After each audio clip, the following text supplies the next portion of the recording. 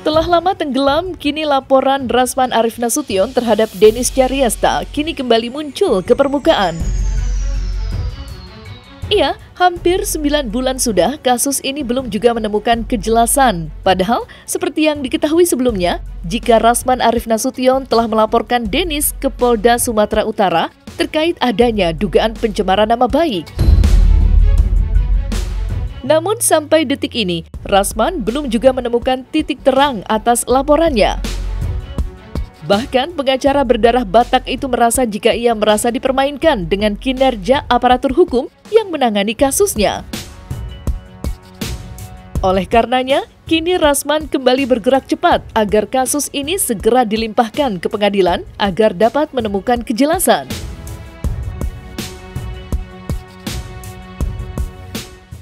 Tapi yang aneh, setelah menjadi tersangka sejak Desember 2023 yang lalu, sudah 9 bulan, itu prosesnya sangat lama. Dan Dennis tidak kooperatif. Apa yang tidak kooperatif? Pertama, dia tidak datang dipanggil sampai 2 kali. Yang kedua, dia menghilangkan barang bukti. Yang ketiga, dia masih main Instagram. Bisa saya buktikan, dan inilah yang saya komplain, saya protes. Dan saat itu juga saya mendesak agar segera dilimpahkan. Tapi pelimpahan ini bolak-balik, cari ulur. Padahal perintah membawa sudah ada dari Dirkrimsus, Bapak Kombes Pol Andri Setiawan. Itu sudah beritahu saya. Nah, malah sekarang ada usaha untuk membelokkan ini dengan dalih petunjuk jaksa, konsultasi. Mana mungkin diperiksa dari awal semua, itu telah ada upaya-upaya yang saya dengar membelok menjadi pasal 315, soal ini penghinaan ringan. Penghinaan ringan, saya saja dengan Hotman dan Iklim Hakim itu, begitu saya sebagai lawyer pun masih bisa dipersoalkan. Apalagi bermasalah begini tidak bisa. Maka minggu lalu saya hubungi Pak Kapolda langsung, Bapak Irjen Pol Wisnu Februarto, dan beliau sudah tahu, dan saya diarahkan berkomunikasi dengan Pak Dirkrimsus, Pak Kombes Pol Andri Setiawan.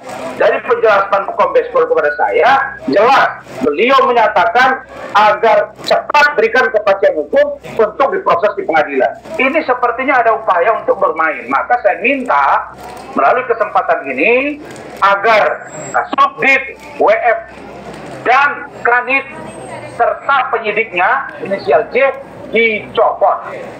Kenapa? Karena saya menduga ada skenario yang tidak benar. Kalau saya sebagai seorang pengacara yang mengerti hukum bisa dipermainkan seperti ini, bagaimana dengan masyarakat biasa? Saya tidak terbiasa untuk speak up ke media, karena saya masih percaya bahwa Polri masih bisa menangani secara internal. Makanya saya berkirim surat. Masa mau diperiksa lagi ahli, diperiksa lagi digital forensik, apanya lagi, orang barang buktinya ada kok semua, dan sudah dihapus sama dia. Harusnya anak ini ditahan gitu. Tapi sekarang malah saya lihat makin kemana-mana. Nah, karena itu saya sudah memberitahu penyidik, saya dan saksi dan tim tidak akan mau memberikan keterangan tambahan sampai ketiga orang ini dicopot. Begitu juga dengan oknum jaksa.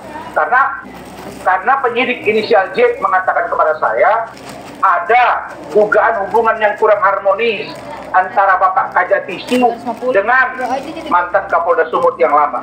Tidak ada urusannya ke sana kalau menurut saya, dan kami tidak yakin dengan pernyataan itu yang dalam dugaan tanda kutip bahwa ada dugaan ketidakharmonisan. Karena ini persoalan hukum, maka saya pun sudah datang ke Kejaksaan Tinggi Sumatera Utara agar jaksa dimaksud diperiksa.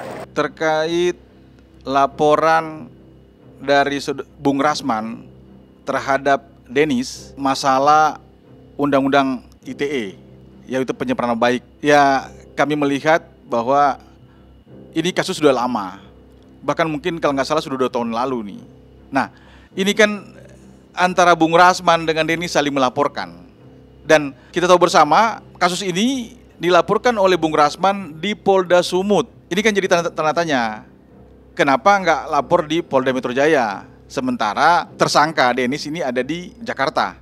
Nah, ini kan jadi tanda tanya juga buat kita. Tapi itulah, itu adalah hak daripada seorang warga negara, dalam hal ini Bung Rasman, untuk melaporkan ketika ada unsur pidana yang dilakukan, ada dasar hukumnya. Saya pikir ini sah-sah saja Saudara Rasman melaporkan di Polda Sumut. Kasus ini kan dilaporkan di 2023 kalau nggak salah, dan itu sudah ditersangkakan Saudara Denis oleh pihak Polda Sumut. Memang kita melihat ini ada dugaan dari pihak Polda Sumut dalam hal menerapkan pasal untuk Saudara Denis ini.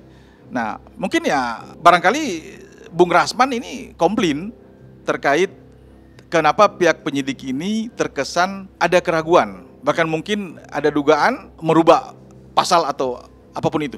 Demikian.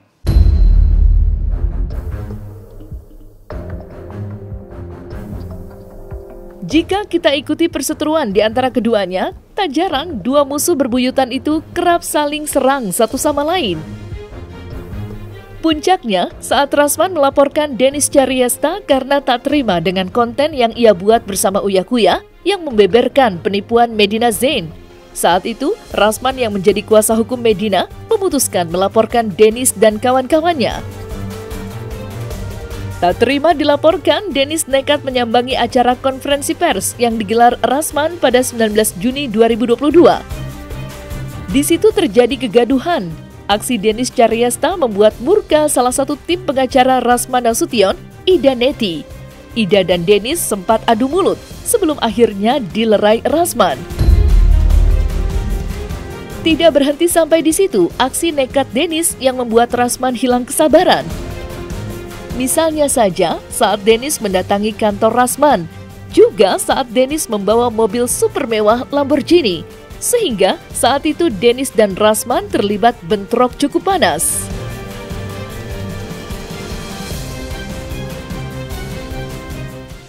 Awal mula kasus ini adalah ketika saya menangani klien saya, Medina Zain.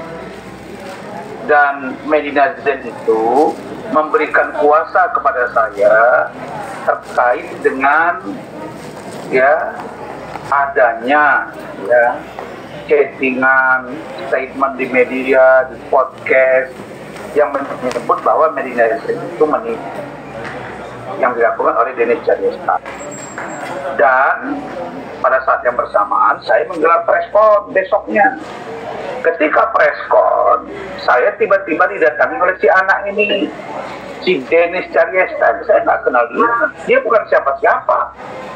Tiba-tiba di situ dia kalau saya lihat seperti buat gaduh.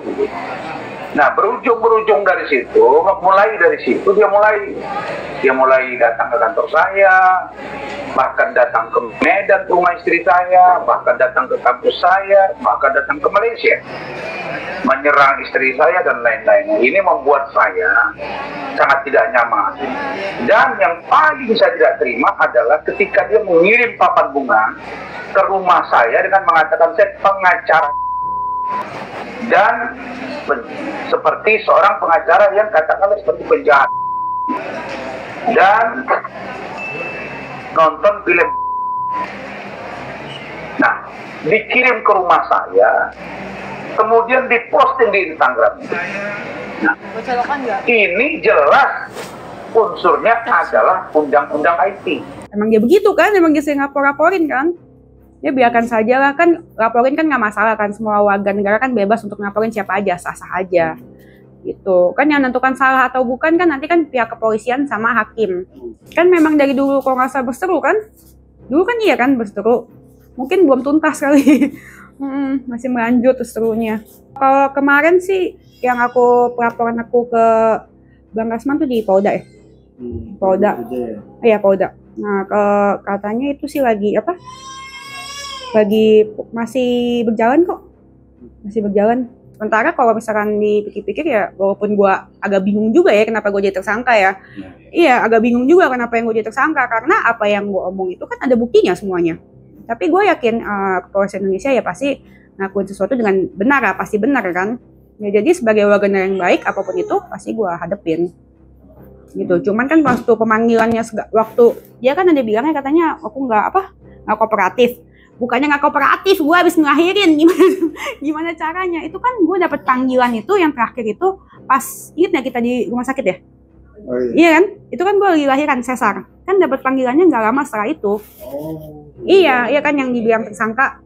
Ya, terus kayak gitu yang pas gue hamil gede, ya memang nggak bisa ke sana, mau gue beranak di jalan.